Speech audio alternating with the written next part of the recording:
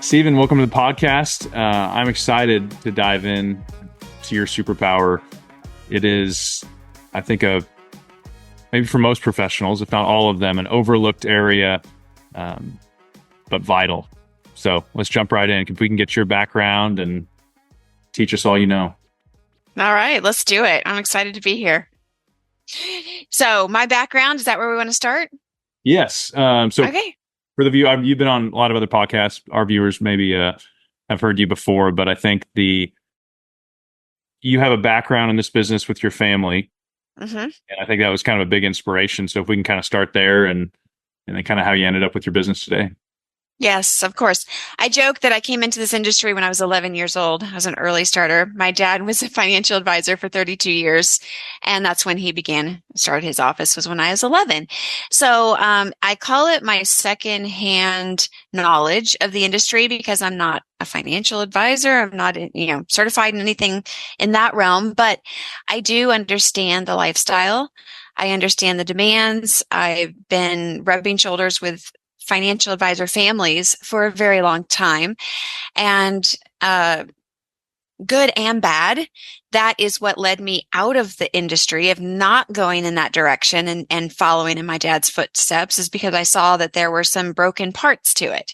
And there were a lot of people that were wrecking their health through this process and getting great benefits from being in this industry, but then also swapping out some really great things that they were missing out on as well, specifically their health and sometimes even their family and some other things with that, like that. So that's when I was like, okay, I'm going to go fix this. There's a lot of people who are not healthy when they retire, so I'm going to make sure they exercise. So I became an exercise physiologist for 20 years, master's degree in exercise science and all these degrees, blah, blah, blah, until I almost died in Australia, age 42. And that is when my own health started to take a nosedive. It spiraled downhill for 2 years after I had an emergency hysterectomy and started gaining weight, was diagnosed with something called adrenal fatigue, which is basically from too much stress. And I was pre-diabetic. And I'm the fitness expert going, what in the world is going on here? So that's the moment when my background in the financial world and my own health and that fitness world kind of collided, because when I went back to the research and found that exercise is not the answer to a happy retirement either. It's a holistic, I know it's a favorite word in the financial industry. It is in the fitness world too, but it really is comprehensive from all angles to make sure you're not missing something that's going to impact your health, your life, your purpose, your relationships, your retirement. And that's when I was like, oh, this journey to health is very similar to the journey to wealth. You have to be intentional. You have to be consistent and automated. Right? You have to pay off your debt. You have to invest. You have to make sure that you're not accruing more debt somewhere and having too much risk to get injured or whatever. And so that's how I got here. Now I serve the financial services industry and help them to transfer their knowledge of wealth to the other asset of health and then grow their health. A lot of people in this industry have to pay off some health debt first. And we can go into what that even is if you want to know more. And then from there, then they can begin to accrue wealth. No, I go ahead. Well, I should probably clarify wealth, like WELL, wealth, the wellness piece of wealth. Yes. I love that. I definitely want to get practical. That's something we always try to do for our listeners. Like, what does this mean tomorrow, and how can we all shift the way we look at this? What I'm curious about is a lot of times these are successful people.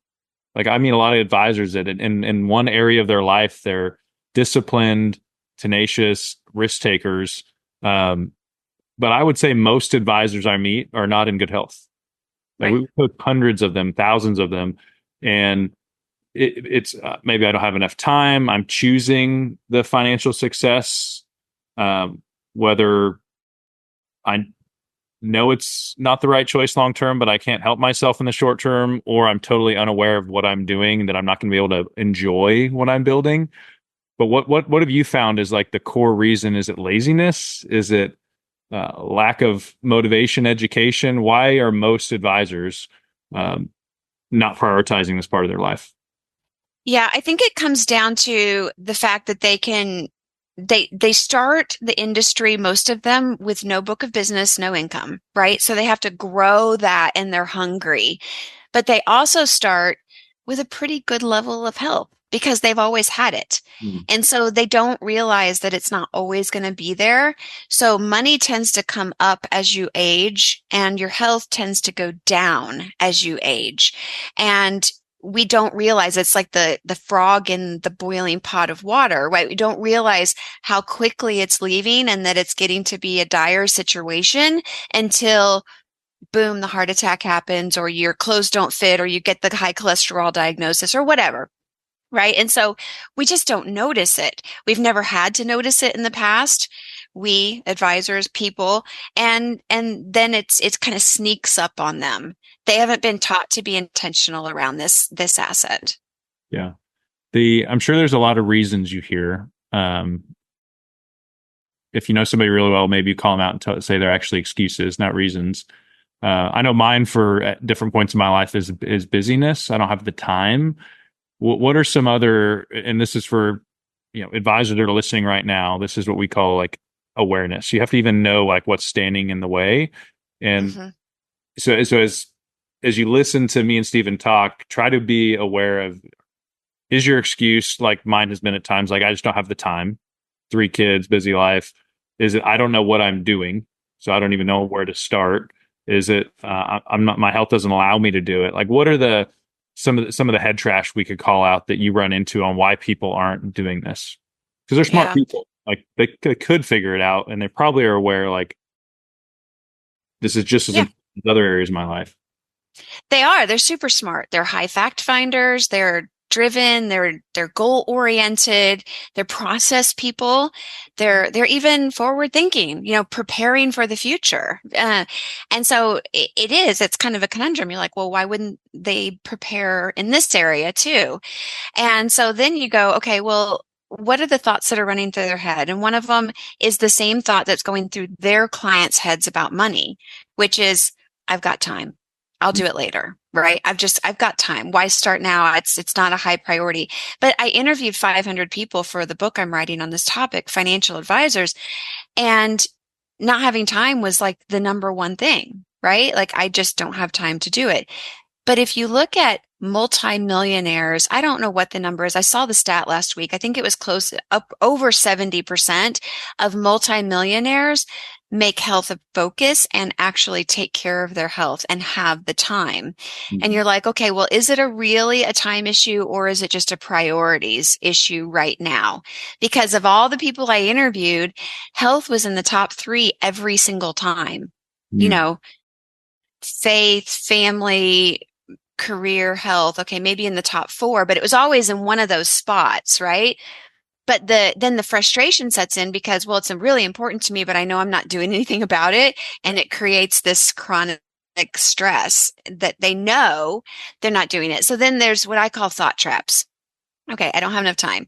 I do I not? And I'm going to call people out here a little bit, and I mean it in the most loving way. But if you tell people you don't have time, it's kind of like advertising that you're not a very good manager of your time, right? Like you've got the same 24 hours everybody's got, and if you don't have time to do something you really want to do, it's kind of admitting to say, I'm just not managing my calendar very well. I'm ineffective, right?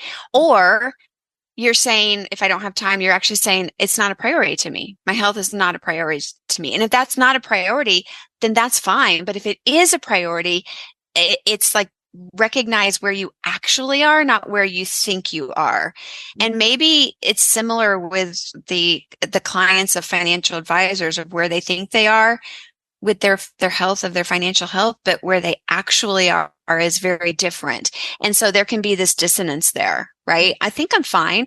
Well, oh my gosh, if we actually look at the numbers for all the people who come through my door, they don't know half the things that are wrong with them until we discover them, right? So it's a feeling of thinking you're okay when you're not. But then there's this other piece, which is the confusion.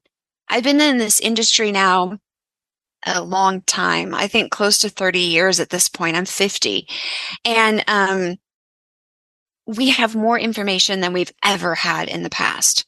We've got more data, more podcasts, more special hacks and things you can do to improve your health, but it's not impacting anything, right? Our obesity rates are still really high. Our stress is still really high. People are not, it's not actually being effective. And I think part of it is just being confused. You're like, well, should I do keto? Carnivore? Should I do CrossFit and push myself, or is gentle exercise the best way? Should I fast? How long should I fast? Like there's all these questions. People have no idea. And so they go down one path. It would be like putting your money in one bucket and then pulling it out and changing your mind, putting it somewhere else and somewhere else. You're never going to be effective that way if you don't have a clear path of what you're doing, and then stick with it consistently.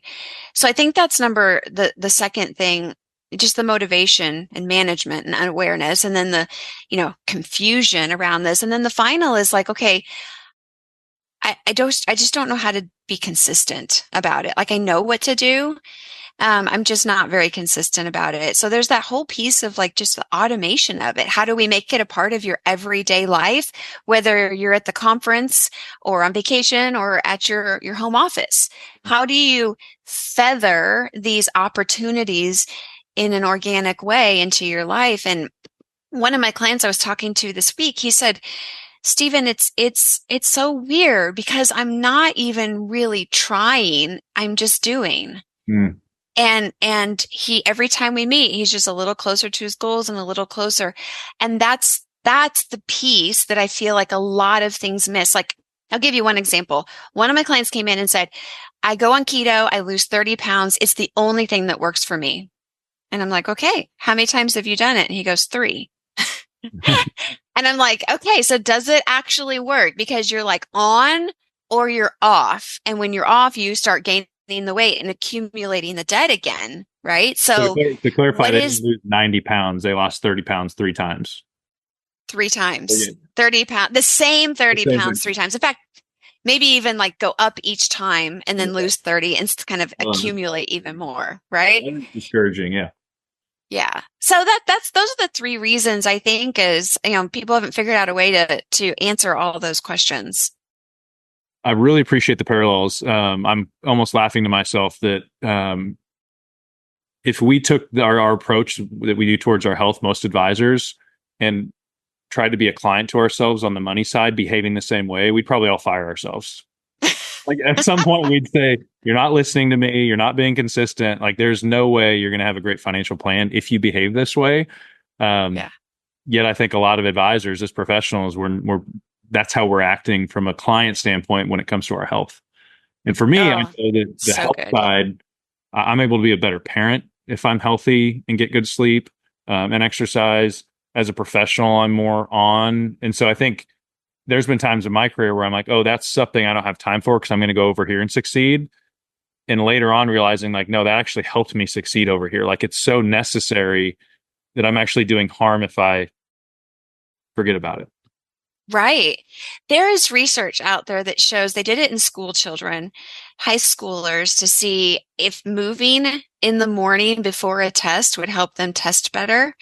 And it was like a 15% better test grades for those who did some morning movement before they took the test. It like turns on different parts of your brain, right? So imagine if you're studying for the CFP or you're going to go take the test, or if you have a big client presentation, how can you afford not to do something for your health that's going to make you 15% better in that conversation, that relationship, even just your ability to manage your own emotions and not get too stressed with the situation. So to me, it seems like a fertilizer that you pour over everything, and everything grows faster and better if you take care of that piece. I think I look back, the amount of time I spent on like reading business books and going to business conferences and working on my business, yet ignoring physical health, mental health. And what's fascinating to me is when I talk to older professional, successful people, the people that I'm like, someday I want to try to be where they are, they're saying all these things like that. Eventually you will get to this point of realization is what I'm finding. it just may be too late. Hmm. You can't get time back, and there's probably always the time to get healthy is probably always right now. No matter how old you are, any advisors listening, like this is all stuff we should all be doing. But if Yeah. we put it in the context of like our future self, there's a good chance most of us, like our future self is pretty pissed off. It's like, what are you doing? You're not helping. You're focusing on the wrong thing. And so I know at least with our community, part of that is like, are you healthy? Are you making good choices? Because that makes you better in everything. And I'm wondering as you work with advisors, like how do you break through that? Because there's a good chance a good chunk of our listeners are not doing what they want to be doing in this category. Um, Mhm. Most of them are probably aware they're not doing it, so there's maybe some shame there of like whatever I do, I can't figure it out. I'm sure starting small, like there's probably some really good principles that are like you don't have to be a CrossFit athlete overnight. Um, I know Atomic Habits is a great book when it talks about like to get Yeah. healthy, like just get up and drive to the gym. Even if you don't go inside, turn around and go home. But the chances once you get there that you're going to walk inside is pretty high. Like set yourself up for success. Right. So let's spend some time unpacking like practical stuff. What could the listeners do tomorrow, short of engaging you to say I'm ready to go all in, Yeah. start down this path? Yeah, yeah. I put a post out this week that said, I hope you never have to hire me, right? Take my words and act on them, and you will be able to change the trajectory of your health. And imagine two people starting at the same spot, and one just gets a little bit worse every year, and one gets just a little bit better every year. You go 5 years down the road, a decade down the road, the difference between those two people just changing a little bit is massive, right? It's the difference between enjoying your retirement and not. It's the difference between like the research out there is talking about what is most important. You said future you is going to be really upset. Well, future you, if you do something now, is going to be thanking you. And the research they did is on future you. What does it take to be happy in retirement? Number one was health. Number two was relationships. Number three was purpose. Number four was money, Mm-hmm. right? So these things are important. So what can you do today? Anything, anything you can do, but I'm going to give you a couple frameworks to start with. Okay. One framework is you just hold up three fingers and it makes a W, right? So that reminds you three W's. Okay. So the first one is just water is your first choice of beverage. If you can make that before your coffee, before your tea, before your soda, before your alcohol, whatever, like just add water. And eventually, if you can keep doing that, it'll start to crowd out some of the other stuff. Okay. So water is number one, half your weight in body, half your weight in ounces of water, or 80 ounces is pretty accurate for a lot of people. Okay. The second one is walking, and it's ambulating. There's so much research that if you can just walk feathered throughout your day, it's more protective for all-cause mortality and chronic disease risk than an hour in the gym Wow. every day. Okay. So all you have to do is just walk 1 minute, 5 minutes, 15, and it doesn't matter. Every day, be purposeful in a walk somewhere. Do something. That's number two. Number three is weights. And if you can think of weights, I mean strength training as your 401k. It's your investment into your future because you're losing 6 to 14% of your muscle mass after age 40 naturally. Depends on kind of what you're doing. So we have to stop that because that's your future fuel burner. It's your future get up off the floor if you fall. It's your future metabolism and health. Okay. So those three things are really, really important. You don't have to be a cardio junkie. You don't have to be able to do a muscle up. You don't have to be able to do any of this really hard stuff. Drink your water, walk every day, and do some sort of strength training. And it can be something as simple as me putting my back on the wall behind me, squatting down on the wall squat, and just holding that for 90 seconds, right? You can start with that. There's something called a tree pose where you pretend like you're hugging a tree. You don't want to scratch your nose on the tree, and the tree is a pretty fat tree, and you're trying to give it a hug. If you do that and it's kind of a squat, some people call it the horse stance. That's a full body strength training It's signaling your muscles to stay. Super simple, 90 seconds and you're done. Like start with the really simple stuff. Nice. That would be the first framework.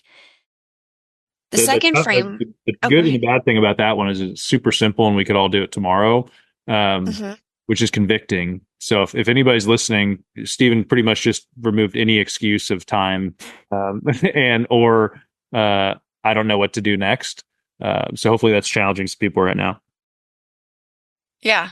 Yeah. And if you want to take it to the next level, that you can take it as far as you want, right? But all I'm saying is show up and start somewhere because that's going to be better. What is the quote? Ordinary things become extraordinary if done long enough, Nice. right? Or consistently. And that's really all we need to do is don't wait another day to signal that thigh muscle. That thigh muscle is where diabetes starts. Okay, metabolic dysfunction starts in the thigh is where we see it first. Use that muscle. Wall squats, I can't tell you, just bend your knees a little bit, hover over a chair or whatever. Like that's the muscle, okay? You're protecting yourself for lots of chronic diseases if you do that. But if you take it to the next level, you're like, well, how much walking, Stephen? Use the great health metaphor. GR8. Great. It's got an 8 in it. GR8. And 8,000 steps a day on average, 80 ounces of water. Stop eating by 8 p.m. It's called your fasting window. And what did I do? There's 4 of them. 80 ounces, 8 p.m., 8K step. Oh, and 8 strength training sessions per month. So that's 2 a week. Okay, so if you get 8 in a month and you do those other 8s daily, you don't need me. You don't need me. If you do that consistently, you're going to be doing great. Nice. Great. Get it? 8. Yeah. Yeah. So that's some really easy places for everybody to start. If we want to talk about food, because 80% of your success is on the end of your fork, I'll just give you a couple really quick things. Take your day and cut it in half. So half of your day is to eat. The other half of your day is to repair and recover. Okay. So if you start eating at 8 in the morning, stop eating by 8 at night. If you start eating by 7, stop by 7 at night. Just have a 12-hour window where your body can, prepare, eat all the food and digest it. And then where it can stop doing that and take its resources and repair all your cellular networks and physiology so that disease doesn't creep in. So that's a really good place to start. Another one that's really popular with my clients, they've never heard of before, is the 5-to-1 ratio. So let's say you're like, well, Stephen, I love bread. Okay, keep eating your bread. But when you pick up the loaf of bread at the grocery store, go find the carbohydrates in grams. I'm not talking percentages, but the total grams. Let's say it's 20. Mhm. Okay. Then you go find the fiber. And let's say the fiber's 1. You divide the 20 by the 1. So you get a ratio, 20-1. Mhm. We want a ratio of 5-1. Mhm. Okay. So put that bread back and pick up a different loaf that looks a little more crunchy and granola or, grainy and see what it is. So maybe it's got 20 grams of carbohydrates also, but it has 5 grams of fiber, Mhm. right? So what's your ratio? 4-1. We want 5-1, 4-1, 3-1, 2-1, 1-1. Anything 5-1 or better or lower is a really great choice for those carbohydrates. And that's where a lot of people get in trouble is they don't have enough fiber and they're overdoing their carbs and they're creating a blood sugar spike that's causing them to crave food later in the day and then store fat. And that's what's happening. So that's a really easy place to just start looking at your pastas, breads, and things like that. One thing I've learned with clients on the wealth advising side is a lot of times they want to be told what to do. They'll have questions and opinions, but at the end of the day, they want somebody that's like, just do this. And they're like, thank you, I can do that. And so Yeah. Steve just gave all of us very clear, practical things that right now you could probably make these just principles of your life. And they seem small. One thing that's coming to my mind is accountability. I know with all the advisors we coach, again, similar to your model in that they're smart people, successful and driven in certain areas, but then we're helping them identify like, why are you stuck? Like, why are you not leveling up? Is it lack of awareness? knowledge, motivation. There's a great stat that I think you have a 95% chance of achieving your goal if you outsource the accountability to somebody else. Mm, So it's almost a 100% chance if somebody else is given permission to ask you about it. And mm, so if, as you hear Stephen talk, if you're like, I've tried that and for some reason it just doesn't work, or you've taken runs at things, but it hasn't become part of your lifestyle, there's a good chance what's missing is the accountability piece. Some people probably hire a trainer, they hire you, dietitian, whatever it looks like, or it's just a friend, a colleague. hmm Did I know if somebody's going to ask me about something? I think about that. And so that could be if you're frustrated, you said, I've tried all this stuff, I've heard all this stuff. There's a good chance the accountability might be the missing piece. Yeah. Well, it could be the accountability for sure. That's why we have a follow-up group called the Wealth Club with mine, because they like to be in a group of other people that are going to ask them what it is that they're working on and hold them accountable. And that's really cool. But it also could be that you're trying to smash too much stuff into a calendar that can't hold more. And so part of this process is knowing when to say no and how you can build up your boundaries a little bit better. So if you're on every board of directors and, leading the PTA or kids school and also going to all these, Lions Club and whatever, like you're doing all this networking and you're saying yes to all of this stuff and then trying to squeeze this stuff on top of it. Sometimes you have to clear the calendar and create pockets of margins to allow these things to take place because it's just too full. We tend to do that. We tend to say yes and fill in and not really realize it. I think it was the book, 12-Week Year. Have you read that? Yeah. Yeah. It's been a while. Yeah, and it was about the time blocking. Mhm. And we all time block, right? But like this one was 3 hours of you time and then 3 hours for you every week during the weekday. Mm. And then also 3 hours where you get to catch up time on the stuff that didn't go as it was planned. And that's like 6 hours in the middle of a work week that I was just like, whoa, that's expensive. You want me to take that much time? But when you do that, it frees up because your exercise or you're cutting up your vegetables or going to the grocery store gets pushed out of the way when things don't go right on the calendar. And that's the stuff that gets kicked to the next week. And we have to just stop doing that. So it has a place. And then all the stuff that doesn't go right has a place to get fixed also. That's great. So a lot of people right now are slightly convicted, hopefully excited. What could they do next when it comes to engaging with you, your resources? I mean, I love the way that you're like, the W thing is simple, the great thing is simple, the diet thing, that presenting it this way, I'm sure simple is hard at times to give people in this format. So I love these ideas. Where can they get more information? Yeah, so follow me on LinkedIn. I put posts out there every day and I just give this stuff away and you can take action on it. Someone talked to me on Friday and he said, I read all your posts and I've lost 15 pounds because I'm doing some of the stuff you told me. And it's really important that you follow your gut, right? Your gut visceral response to whatever we've just talked about here is so important because it dictates the cascade of chemicals that are going to flow through your body. Mm. So if you're like, oh, there's no way I'm weight training 2 days a week. That just makes me sick to my stomach. I hate weight training. Mhm. Don't do it yet, right? Just don't do that. But if I said, hey, go for a walk in the morning and you're like, I could do that, right? Do that thing. Like, so follow the curiosity and it's always going to lead you back to where you need to go. So if you want to have lots of ideas that you can say, is that good for me or not good for me? Follow me on LinkedIn, right? That you can get lots of stuff there. The next thing is if you don't know where you are and you're like, well, what's even really that important for my health that I should be looking at?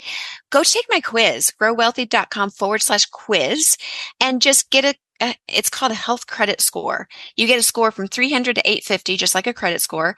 And it's going to tell you if you're red, yellow, or green. Are you doing okay? And it gives you a list of things to answer. It takes like a minute to take that and you'll get a quick assessment of how you're doing. Perfect. And then if you're interested and you want more information, reach out to me and I can tell you about the 6-week plan that we go through that you create your wealth plan, which is a 1-page plan about how to take care of your health. But even better yet, buy my book that's coming out soon. right? So that's my entire system is in the book, and you can just read the book and take action on what it is that makes sense for you. Yeah. At the end of the day, I think with any of this, it requires us to take action. Like we could have all the information, all the accountability, but no one can do it for us. So thank you so much for being here. Yeah, you're welcome. This stuff, I love talking business and process and all the things, but when we were able to get connected, I was like, that needs to be talked about more. So I'm really glad. Yeah. Yeah, and I think the business and the process is an important point to bring up. If you can take that same mindset and just apply a process or a system, and intentionality to your health, it almost doesn't matter like exactly what you do, except that you're just doing something, and that's going to make the biggest difference. Powerful. Thank you so much. All right, thank you. Bye bye.